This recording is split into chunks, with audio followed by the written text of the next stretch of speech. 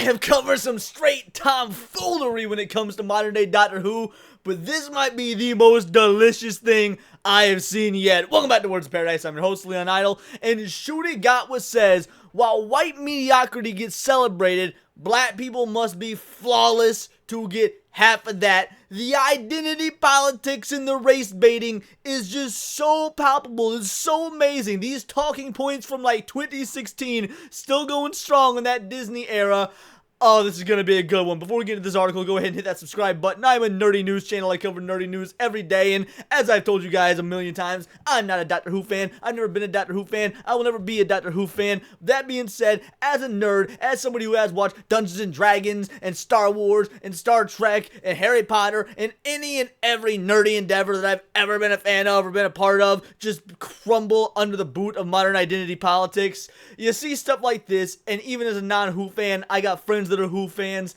I absolutely feel for them. We're going to get into this article, alright? The Doctor Who actor has faced backlash as the show's first black lead is opening up about his struggles with acceptance. Bro, I don't know what you got to struggle with. I don't know what you got to be accepted about. You are now the leading star in one of the most famous sci-fi franchises of all time that has been enduring for years upon years, that now got that Disney money, and you were getting all sorts of handouts and praise from the media simply because of your sexuality and your skin color. And you want to talk about acceptance. This is glorious. Doctor Who star Shooty Gatwa is getting candid about his battle with acceptance. The actor, who has faced backlash for his role as hit show's first black lead, recently opened up in an interview with Attitude magazine about what he's learned all over the years regarding what he deserves in life. It's always about what these individuals deserve, you know? Oh man, what do you deserve in life? Well, let me tell you, you deserve nothing. No one deserves anything. You deserve the right to life, liberty, pursuit of happiness. That's it, because that's what your God-given rights are. You don't deserve anything beyond that. What you get out of life is what you make out of life. So of course, you know, we're in this modern day Marxist ideological world where it's all about what you deserve, as if you were just inherently deserving of something for being born. But yeah, you know, you face a backlash for the role as the first black lead, which, to be fair, the backlash is pretty justified. People have been growing up watching Doctor Who for years upon years, don't exactly like to see their lore and canon change in all sorts of crazy ways when the Doctor has been a very established character, and what they grow up with is being altered, again, for identity politics.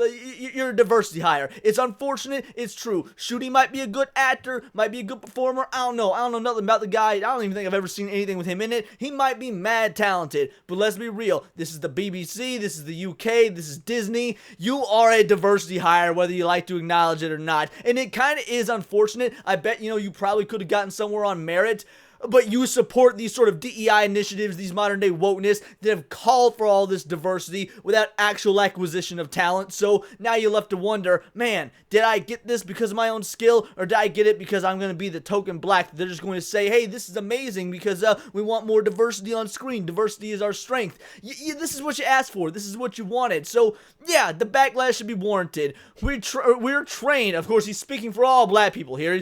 Shooty is the leader of the blacks, leader of all the black people. We're trained to be like, if I'm not exceptional, I won't be loved. Certainly, I think that was my thing Scott was shared. So yeah, I think I'm just learning now, like, oh, you're allowed to be loved. You don't have to be excellent or aspire to that term, black excellence. What the hell?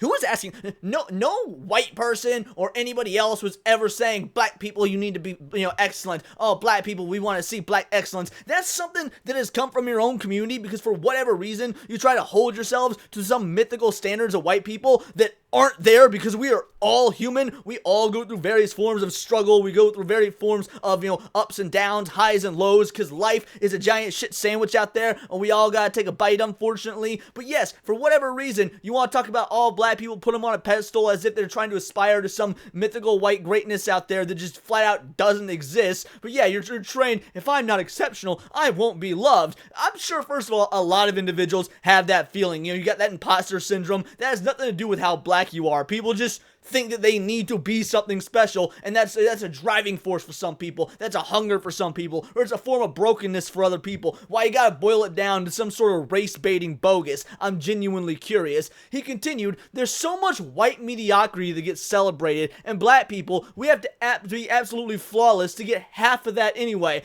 Okay, let's address this. This is what's in the title. This is the big ass. This is the big thing that everyone's gonna be talking about. The white mediocrity getting celebrated. I'm gonna call bogus on this as well. There ain't a lot of white mediocrity getting celebrated. There's a lot of mediocrity getting celebrated. In fact, if you had to ask your boy where it came from, I'm just gonna take a wild guess. I would say when reality TV started to become a thing. Early 2000s, you start seeing those reality TV shows pop up all over the place. That was when mediocrity was being celebrated. Paris Hilton being famous just for being famous. Kim Kardashian getting famous because she got a fat ass and fucked by some rapper on a sex tape. That was mediocrity being celebrated. It has absolutely nothing to do with skin color. Now, are there a lot of mediocre white folks getting celebrated? You goddamn right they are. Most of them liberal white women in positions of power as CEOs, kind of like what we see at Wizards of the Coast. But, you know, we ain't gonna talk about that white mediocrity because that is also for an underprivileged, diverse minority class. She's a woman, such underprivileged. Nah, let's be real. There's mediocre white people and mediocre black people. You wanna know what? I don't think there's mediocre Asians. I'm gonna give the Asians credit. I don't know if there's any of them. They all work way too hard.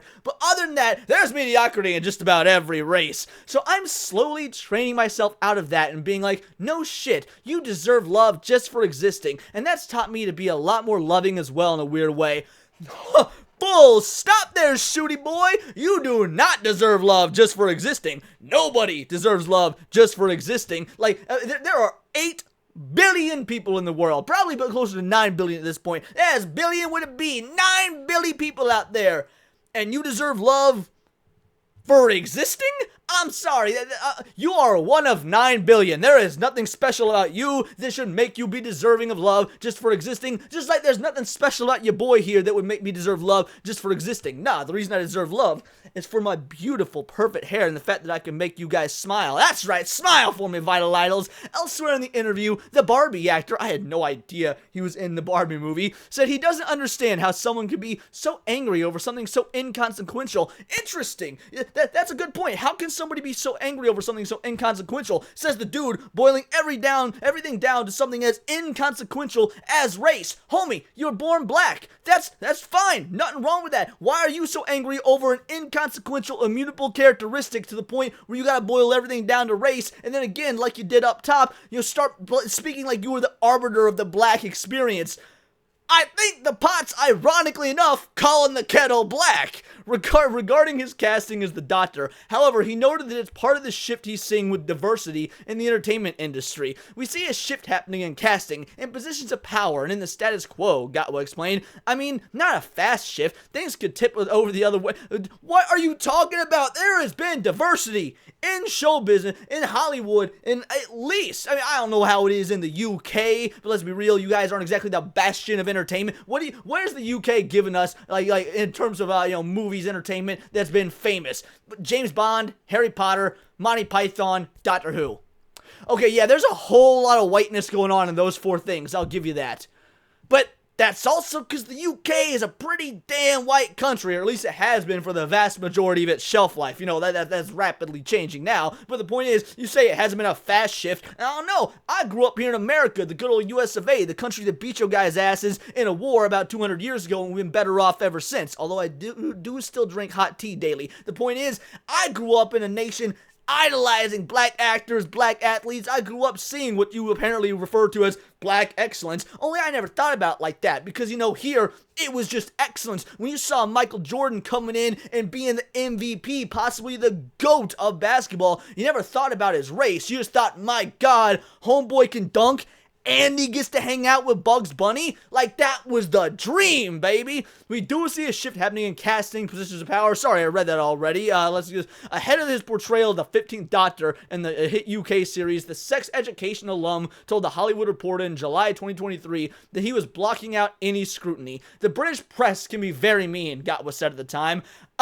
I've seen some stuff in the British press. I often cover things, in the British press. They ain't gonna be near as scathing as most of the actual hardcore fans, individuals on YouTube, and people who have to spend money to see what they want to see and have been spending money for their franchises for the last God knows how many years, sometimes decades, other times straight up generations. But yeah, go ahead. Oh, the press is so mean to me in my position, privilege, where I get to pretend professionally for a living, which oddly probably makes me richer than 99% of the people people actually reading this article, you don't even understand your own privilege. And you're probably this the type of individual that would probably come to me saying I've had, my life has been so much easier on account of my skin color, when homie is starring in a multi-million-dollar franchise, one of the most successful franchises on the face of the earth. There was a time in 2009 you couldn't walk into a Hot Topic without being assaulted by women in TARDIS dresses.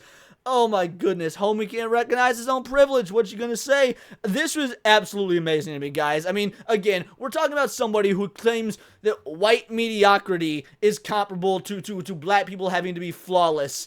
I know that race baiting like this is normal in the industry. I know that race baiting like this, in fact, gives you accolades, gives you clout, gives you credit. It's the stuff the Hollywood machine expects you to say. But if you've got a show coming out, a show that hasn't started yet, a show that doesn't come out until next month, and this is what you decide to say to the media, you don't think there's going to be some backlash? You don't think this might affect episode 1 ratings? You don't think that the people who've been watching the show for years upon years that we're willing to give you a chance are now going to think, wow, this dude doesn't seem to like white people? And that's a lot of the fan base of Doctor Who. I don't know, to me it doesn't exactly seem like a very smart business move, but what can I say? I'm just some idiot with a YouTube channel. That's why I'd like to hear your thoughts. So let me know in the comments down below, or let me know on X, where you can find me at Bolt the Word. And please do subscribe. I am a nerdy news channel. I cover nerdy news every day. Not always about Doctor Who, in fact, rarely about Doctor Who, because as I mentioned, I'm not a Doctor Who fan in the slightest, but as somebody who has seen nerd culture being trampled on, I will do my due diligence and try and give you Whovians what you want, what you need, what you crave, but also check me out for, coverage on comic books, anime, movies, Magic the Gathering, you name it. Check me out on Instagram at wordsofparadise_Leon and become a member for $4.99 a month. You can join the Discord, choose the articles that I go over on a day-to-day basis, choose videos for me to react to on my live streams, and of course, become a Vital Idol to get into that group with all the other Vital Idols, starting conversations, building community. We are over 70 members strong. It is going fantastic. You can get in on it. Also use discount code Vital Idol for a discount off some merch. Get yourself a shirt or a mug. I'd love to see you rep it. And until next time, it's all here in the Nerdosphere. This has been Words of Paradise.